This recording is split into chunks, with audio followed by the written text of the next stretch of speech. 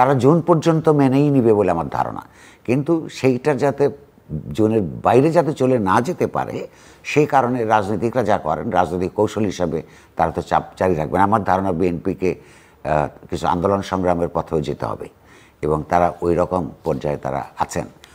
আর বিএনপিকে কি কখনো কখনো আপনার কাছে দ্বিধাগ্রস্ত মনে হয়, যেটা তারা বিগত 15 বছরে অনেক ক্ষেত্রেই তাদের সাফল্য যেমন আছে, অনেক ত্যাগও আছে, কিন্তু একই সঙ্গে তাদের মধ্যে বিভিন্ন সময়ে বিভিন্ন কর্মসূচি নিয়ে সময় নিয়ে অনেক দ্বিধাগ্রস্ত দেখা গেছে, সেটা কি এখনো মনে করেন আপনি? তা তো আছে। বিএনপি বিভিন্ন সময়ে নিজেরাই অনেক বিভ্রান্তিকর বক্তব্য দিয়েছে। বিভিন্ন সময় এই রোজার পরে, ঈদের পরে, বর্ষার পরে, পরীক্ষার পরে এগুলো তো করেছে। তারা তো অনেক সময় আন্দোলন সংগ্রামের শিডিউল তৈরি করবার জন্য সঙ্গে একটা ক্যালেন্ডার লাগে সেটা রেখেও কাজ করে নাই। হ্যাঁ, এমন এক প্রোগ্রাম দিয়ে দিয়েছে, দেখা গেল সেই দিন একটা পূজার অনুষ্ঠান আছে, তারপরে তারা পিছিয়ে গেছে। কিংবা দেখা গেল যে একটা পাবলিক পরীক্ষার কর্মসূচি আছে, এগুলো তারা করেছে। কিন্তু রাজনৈতিক দল তো শেষ পর্যন্ত ক্ষমতার একটা ব্যাপার থাকে, তো সেইখানে তারা এখন তাদের দিক থেকে দেখে যে নির্বাচন হলে এই মুহূর্ত পর্যন্ত সবচেয়ে সংগঠিত বড় পার্টি তারা ক্ষমতায় যেতে চায়। আবার তখন যদি এই যারা কখনই রাজনৈতিক প্রক্রিয়ায় থাকার কষ্ট, জেল খাটার কষ্ট তার রাজনৈতিক কারণে কিংবা নানানভাবে নানান দুর্ভোগের মধ্য দিয়ে যায় নাই, তারা যখন ক্ষমতা গণঅভ্যুত্থানের নামে অন্যায্যভাবে ক্ষমতায় থাকতে চায় এবং নানানভাবে আকার ইঙ্গিতে প্রকাশ করে, সেই ক্ষেত্রে রাজনৈতিক দলগুলো তো বিচলিত বোধ করবে। সেই বিচলিত বোধ করা থেকে তারা তাদের দিকে যেতে চাইবে। যেমন যারা রাজনৈতিক সংগঠন যেগুলি নতুন পুরান যারা নির্বাচন চায় না, তারাও নানান অজুহাত তৈরি করার চেষ্টা করবে। কিন্তু এখনও পর্যন্ত আমার মনে হয় অধ্যাপক ইউনূসের সরকারের অন্যরা তাদের যে নানা রকমের ক্ষমতায় টিকে থাকবার যে প্রবণতা অনেকেরই আছে, সবার হয়তো নয়, সেইটার সঙ্গে অধ্যাপক ইউনূসের চিন্তার পার্থক্য আছে। আমার ধারণা উনি জুনের মধ্যে নির্বাচনটা করে ফেলবার চেষ্টা করবেন, হয়তো ফেব্রুয়ারি মার্চ বা এরকম সময়ের মধ্যে হয়তো করবার চেষ্টা করবেন। একটা প্রশ্ন, আপনি যেহেতু সরকারে কারা আছে, মানে অনেকের অনেক রকমের আকাঙ্ক্ষা, কিন্তু আসলে সরকারে কারা আছে তাদের নিয়ে নানা রকমের প্রশ্ন, এবং আমরা প্রায় সরকারের মানে মূল ক্যাবিনেটের বাইরেও নানা জায়গায় নানা নিয়োগ নানা সময় দেখছি, এবং এদের অনেকেই বিভিন্ন জায়গা থেকে পৃথিবীর বিভিন্ন প্রান্ত থেকে তাদেরকে নিয়ে আসা হচ্ছে। তাদের নানা রকমের কার সঙ্গে কী সম্পর্ক আছে সেগুলো খুঁজে দেখবার চেষ্টা করা আছে, কার বিদেশি নাগরিকত্ব আছে, সেই সব নানা প্রশ্ন উঠতে শুরু করেছে। খুব ন্যায্যভাবে এটা উঠেছে। আমরা নিজেরও নাগরিক হিসেবে একটু বিচলিত বোধ করি। কারণ হচ্ছে, দেখুন, ধরুন 8 থেকে 10 জন এই সরকারের মন্ত্রী এবং অন্যান্য বিভিন্ন বড় বড় গুরুত্বপূর্ণ পদে আসীন ব্যক্তিবর্গের আপনার ডুয়াল সিটিজেনশিপ আছে বলে ধরে নেওয়া হয়। সমাজে এগুলি আলোচনা উঠছে, আরও কিছুদিন পর আরও তীব্রভাবে উঠবে। সেই ক্ষেত্রে সরকারের স্বচ্ছতা নিয়ে কিন্তু প্রশ্ন ওঠে, এবং এই যে কোথায় কাকে নিয়োগ দিচ্ছেন, তার ব্যাকগ্রাউন্ড কী, দেশের জন্য কী কদ্দূর কী করেছেন, এগুলোর পরিপূর্ণভাবে স্বচ্ছতা এই সরকার আপনার বজায় রাখছেন বলে আমার মনে হয় না।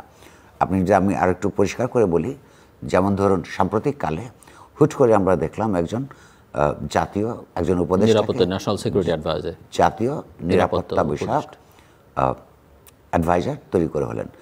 তো জাতীয় নিরাপত্তার ব্যাপারে প্রথম কথা হচ্ছে যে অন্য সাধারণ মানুষরা বা যারা আপনার সামরিক বাহিনীর সঙ্গে যুক্ত বা সামরিক বাহিনীর অনেক ভারপ্রাপ্ত অবসরপ্রাপ্ত কর্মকর্তারা এটাকে রিয়্যাক্ট করেছেন, আমি এখানে ওখানে দেখেছি।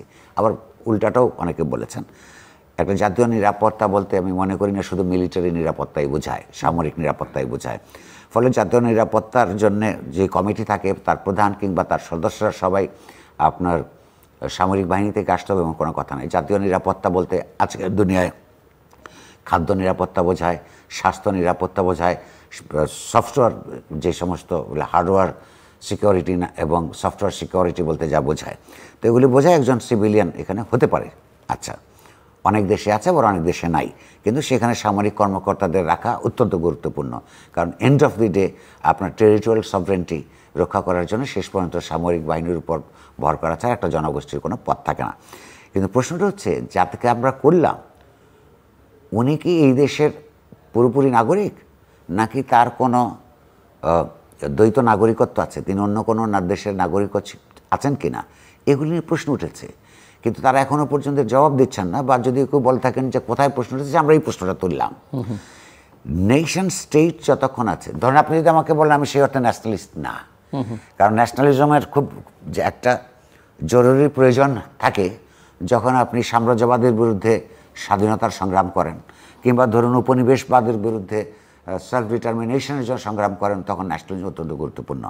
কিন্তু একটা নেশন স্টেট হয়ে যাওয়ার পর তাকে চেষ্টা করতে হয় যে বৃহত্তর নেশন যেটা, তার পক্ষে আরও ছোট ছোট যারা জাতিসত্তা আছে তাদেরকে সঙ্গে করে এক ধরনের একটা জনগোষ্ঠী ভিত্তিক দেশ করে তুলবার। কিন্তু যতক্ষণ পর্যন্ত নেশন স্টেটগুলো আছে ততক্ষণ পর্যন্ত ন্যাশনাল সিকিউরিটি, জাতীয় নিরাপত্তার প্রশ্নটা গুরুত্বপূর্ণ থাকবেই। কোনোদিন যদি সারা পৃথিবী থেকে নেশন স্টেট উঠে যায়, একটা পৃথিবী শুদ্ধ জনসমাজ তৈরি হয়, কিংবা পলিটিক্যাল কমিউনিটি একটা তৈরি হয়, সেটা আমরা খুশি হব, আমরা স্বপ্নের মধ্যে সেটা আছে, সেটা 100 বছর পর হতেও পারে। কিন্তু যতক্ষণ পর্যন্ত হয় নাই, তখন দুইটা ন্যাশনালিটির একটা ন্যাশনাল কনফ্লিক্ট অফ ইন্টারেস্ট থাকবে। ধরুন একজন যদি মার্কিন যুক্তরাষ্ট্রের নাগরিক হন, আপনার অ্যাডপ্ট করে থাকেন, আপনার আরেকজন সেই ব্যক্তি যদি একটা দেশের বাই বার্থ নাগরিক হন, তো বাই বার্থ যে নাগরিক তাকে তো সিদ্ধান্ত নিতে হয় নাই যে আমি বাংলাদেশি হব। কিন্তু আরেকটা দেশের যখন নাগরিকত্ব নেন, তখন কিন্তু বুকে হাত দিয়ে আপনার আনুগত্য ওই দেশের প্রতি এটি কিন্তু ওয়াদা করতে হয়, শপথ নিতে হয়, যেটা আপনি সচেতনভাবে নেন। আপনি আমরা যখন এই দেশে জন্মেছি বা যে কোনো দেশে জন্মায় প্রাকৃতিকভাবে, সেখানে শপথ করে আমেরিকান কিংবা বাংলাদেশি কিংবা ব্রিটিশ হতে হয় না, বা ভারতীয় হতে হয় না। ওইটা হলো সচেতন সিদ্ধান্ত। পৃথিবীর এই মুহূর্তে, এই যে সাম্রাজ্যবাদী গ্লোবালাইজেশনের এই মুহূর্তে, বাংলাদেশের সঙ্গে মার্কিন যুক্তরাষ্ট্রের বা ইউরোপিয়ান অনেক দেশের, চায়নার, ভারতের, এগুলির কিন্তু স্বার্থের সংঘাত আছে। এখন আপনি একটা বিদেশি রাষ্ট্রের প্রতি যদি আপনি ইতিমধ্যেই আপনার সচেতন বুদ্ধি দিয়ে আনুগত্য প্রকাশ করে থাকেন, আর সেই দেশের সঙ্গে যদি বাংলাদেশের স্বার্থের কোনো সংঘাত তৈরি হয়, আপনি কি করবেন? তো সেই ক্ষেত্রে এইটা আমি মনে করি যে পরিষ্কারভাবে বাংলাদেশের সাংবিধানিকভাবে একসময় ছিল, সেগুলো আওয়ামী লীগ বিশেষত, যেহেতু তাদের অনেক লুটেরারা বিদেশে টাকা রাখবার ব্যবস্থা করবার জন্যে, হ্যাঁ, এই নাগরিকত্বের আইনটা, দ্বৈত নাগরিকত্বের আইনটা পাবলিক ফাংশন যারা করবে সেইখানে তারা শিথিল করে দিয়েছিল। হ্যাঁ, কিংবা যেটা এটাকে বলে লুকিং দি আদার ওয়ে, ইচ্ছে করেই দেখে নাই, ওই জায়গাটা এই গণঅভ্যুত্থানের পরে পরিষ্কার করে অ্যাসার্চ করা দরকার যে কেউ একজন নাগরিকত্ব নিতে পারেন অন্য দেশের, তাতে আমার কোনো সমস্যা নাই। কিন্তু প্রশ্নটা হচ্ছে পাবলিক পজিশনে, যেখানে জনগোষ্ঠীর পক্ষে কোনো সিদ্ধান্ত নিতে হয়, সেইখানে এই সমস্ত মানুষদের থাকতে পারা উচিত নয়। কিন্তু এই সরকারের অনেকে আছে, এই কাজটা তারা ভাবেন নাই কেন, অথবা এটাকে গুরুত্ব দেন নাই কেন, সেখানে তাদের দেশপ্রেমের জাতি, হ্যাঁ, প্রশ্নটা কিন্তু উঠবেই, এবং এটা উঠানো উচিত। নিয়োগের ক্ষেত্রেও হাট করে আমরা যাদেরকে এখানে ওখানে নিয়োগ দিতে দেখি, সেটা আমরা যে প্রত্যেককে চিনব, তার ব্যাকগ্রাউন্ড জানবো, এটা এমন কোনো কথা নেই, আমরা দাবিও করি না। কিন্তু হওয়ার আগেই কাকে বানাচ্ছেন, এইটুকু দায় বোধ তাদের থাকা উচিত এই সরকারের, সেটা সম্পর্কে জনগণকে সচেতন করা, ইনফর্ম করা, জানানো যে ওনাকে এই কারণে এই দায়িত্ব দেওয়া হলো। এইটা তারা করছেন না। এটা এক ধরনের কর্তৃত্ববাদী আচরণ। এই কর্তৃত্ববাদের বিরুদ্ধে বাংলাদেশের মানুষ গণঅভ্যুত্থান করেছে। এই স্পিরিটটাকে তারা কিন্তু অবহেলা করছেন, এটা করাটা তাদের ঠিক হচ্ছে না। বাংলাদেশের রাজনীতিতে এই মুহূর্তে আরেকটা বিষয় অত্যন্ত গুরুত্বপূর্ণ লক্ষ্য করা যাচ্ছে যে রাজনীতির গতি প্রকৃতি, সরকার বা রাজনৈতিক দলগুলো এখন যতটা না ডমিনেট করছে, তার চাইতে সামাজিক যোগাযোগ মাধ্যম, এবং সেখানে কিছু প্রভাবশালী দেশের ভেতর থেকে বাইরে থেকে তারা সেটা করবার চেষ্টা করছেন। আপনি এর মানে দেশে সামাজিক যোগাযোগ মাধ্যম কিংবা ধরুন রেগুলার যে সংবাদ মাধ্যম, তারা তাদের কাজ করবেই। কিন্তু প্রশ্নটা হচ্ছে তাদের অনেকেই অনেক কিছু ডিকটেট করছে, এবং সেই ডিকটেটস অনুযায়ী কাজ হচ্ছে, যেটা আমাদের অনেকেরই পছন্দ হচ্ছে না। আমরা মনে করি না যে এটা দেশের জন্য ভালো। ওনারা এটা দেশের জন্য ভালো মনে করতে পারেন, কিন্তু প্রশ্নটা হচ্ছে এই ঘটনাটা কখন ঘটে? যখন দেশের মধ্যে পলিটিক্যাল প্রসেস দুর্বল থাকে, যখন দেশে অনির্বাচিত সরকার থাকে, কারণ তাদের মাথায় একটা ভয় থাকে, যাদেরই কিছু অ্যাসার্ট করার অথবা তো কিছু নৈসেন্স ভ্যালু আছে, যেমন মিডিয়াতে মনে করেন আপনার আমার সমাজের মধ্যে কোনো সাংগঠনিক শক্তি নাই, ফলে যখন কোনো রাজনৈতিকভাবে একটা সরকারের পেছনে জনগণের অ্যাক্টিভ সাপোর্ট না থাকে, সাপোর্ট থাকে ক্রান্তিকালীন সময়, যেমন অন্তর্বর্তীকালীন সময়ের জন্য, কিন্তু এটা যখন প্রলম্বিত হয় বা হওয়ার ইচ্ছা থাকে, অথচ রাজনৈতিক দলগুলো ঠিকমতো তাদের রোল প্লে করে না বা করতে পারে না, তখন নিশ্চয়ই এই ধরনের শক্তি, এই ধরনের ইন্ডিভিজুয়ালস এবং এই সামাজিক মাধ্যমে যারা সক্রিয়, হ্যাঁ, তারা অনেক বেশি প্রভাব বিস্তার করতে পারে। তো সেই প্রভাবের কাছে জনগণের সক্রিয় সমর্থন ছাড়া, সমর্থন আর সক্রিয় সমর্থন দুই জিনিস। অফকোর্স এই সরকারের পেছনে এখনও জনগণের সমর্থন আছে, কিন্তু আবার মানে এমন কোনো লক্ষণ আমরা দেখি নাই যে কেউ কোথাও থেকে দাবি উঠেছে যে আমরা চলে যাই। এমনকি যারা দ্রুত নির্বাচন চায় তারাও কেউ বলে নাই যে আপনারা এখন পদত্যাগ করেন, ফলে সমর্থন তার আছে। কিন্তু সক্রিয় সমর্থন ছাড়া যখন সরকার থাকে, তাদের পজিশনগুলিকে অ্যাসার্ট করবার ক্ষেত্রে জনগণের মধ্যে যখন আপনার ভিত্তি না থাকে, তখন এই ধরনের আউটসাইডার্স, মানে আমরাও এক ধরনের রাজনৈতিক প্রসেসের আউটসাইডার, বিদেশ থেকে যারা এগুলি করছেন তারাও রাজনৈতিক প্রসেসের আউটসাইডার। হ্যাঁ, তারা ন্যায্য বলেন কিংবা অন্যায্য বলেন, তারা এক ধরনের প্রভাব, কখনো কখনো অন্যায্য মাত্রায় প্রভাব বিস্তার করতে পারে। বাংলাদেশ এরকম একটা সময়ের মধ্য দিয়ে যাচ্ছে।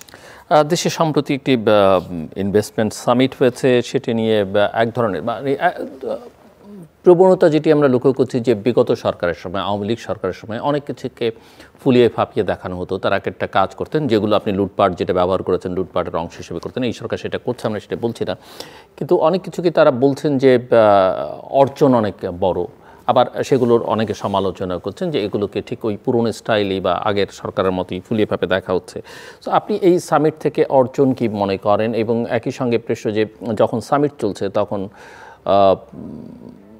গাজায় যে হত্যাযজ্ঞ, তার বিরুদ্ধে বাংলাদেশের মানুষ, বিভিন্ন সংগঠন, সামাজিক যোগাযোগ মাধ্যমে প্রতিবাদ মুখর, এবং একই সময় আমরা কিছু ঘটনা দেখলাম দেশের বিভিন্ন প্রান্তে বিভিন্ন মাল্টিন্যাশনাল কোম্পানির আউটলেটগুলোকে আক্রমণ করা হয়েছে, ভেঙে ফেলা হয়েছে, নানা কিছু দেখলাম, এবং সেগুলো আসলে শেষ পর্যন্ত এই বিদেশি বিনিয়োগকারীদের বিশেষ করে কি বার্তা দেয়। এবং অনেক দেশি বিনিয়োগকারী বলছেন যে বিদেশিদের বিনিয়োগের জন্য সামিট করা হচ্ছে, কিন্তু দেশীয় বিনিয়োগকারীরাই তো আস্থা পাচ্ছেন না বা সেই পরিবেশ পাচ্ছেন না, তারাও এক ধরনের নিরাপত্তা ঝুঁকির মধ্যে সবসময় থাকছেন।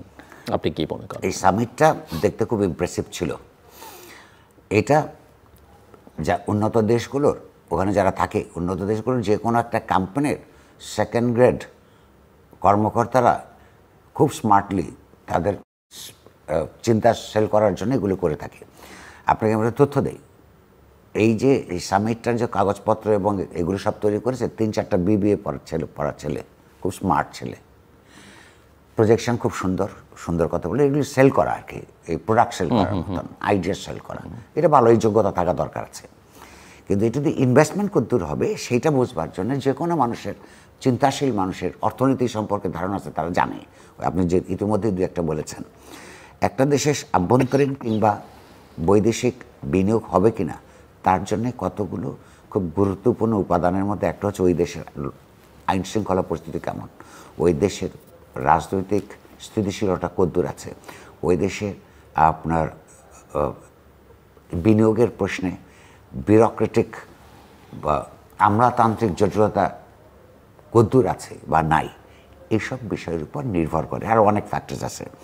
আচ্ছা, তো সেই জিনিসগুলোর পর বাংলাদেশ এখন এক স্বাভাবিক পরিস্থিতি আছে, এটা তো সঠিক নয়। একটা নির্বাচিত সরকার আসার আগ পর্যন্ত আপনার দেশের রাজনৈতিক স্থিতিশীলতা তৈরি হয়েছে, এটা কোনো বিনিয়োগকারী মনে করবে না, বিদেশেও না দেশেও না। দ্বিতীয়ত হচ্ছে আপনি যদি এই যে চাঁদাবাজের সিস্টেম থাকে, যদি বিউরোক্রেটিক জটিলতা থাকে, এগুলো তো আপনার স্থানীয় যে বিনিয়োগ সেইটার জন্য একটা প্রতিবন্ধকতা তৈরি করে এবং সেটা জারি থাকে। বিনিয়োগ আকৃষ্ট করবার জন্য, বিনিয়োগের জন্য রাজনৈতিক, অর্থনৈতিক, সাংস্কৃতিক পরিস্থিতিটা নিশ্চিত করা প্রয়োজন। সেটা এখনও পর্যন্ত বাংলাদেশে একটা স্বাভাবিক অবস্থায় নাই। ফলে এগুলো দেখতে শুনতে ভালো লাগে, নিজের দেশে একটা সুন্দর করে একটা যে একটা প্রজেকশন, সেই প্রজেকশন অনুযায়ী আপনার দেশ যদি বিনিয়োগের কারণে এখানে এক ধরনের সম্পদ তৈরি হয়, সেটা খুব তো আনন্দের। কিন্তু বিষয়টা হচ্ছে এই আনন্দকে উপভোগ করবার জন্যে আপনার নিজেদের স্থানীয় ক্ষেত্রে সেই রাজনৈতিক, অর্থনৈতিক পরিস্থিতি এবং সাংস্কৃতিকও পরিস্থিতি তৈরি করতে হবে। সেটা এখনো পর্যন্ত এমন কোনো উন্নততর জায়গায় পৌঁছে নাই। আপনার কাছে কি মনে হয় এই 8 মাসে সরকারকে আপনি কোথায় সবচেয়ে বেশি চাপের মধ্যে দেখছেন, কোথায় তারা একেবারে ভারমুক্ত হতে পেরেছেন বা চাপমুক্ত বলে মনে করছেন আপনি? এই সরকারের হচ্ছে প্রথম যে কথাটা আপনি বলছেন সেখানে একটা ইঙ্গিত আছে, যেটা আমি একমত আপনার সঙ্গে। এই সরকারের কালেকটিভলি সামষ্টিক কোনো সংস্কার দর্শন নাই। যদি থাকতো তাহলে কতগুলো কাজ তারা নিজেরাই করে ফেলতে পারত, যেগুলো আপনি বললেন যে এটার জন্য এটা কেউ আপত্তি করতো না।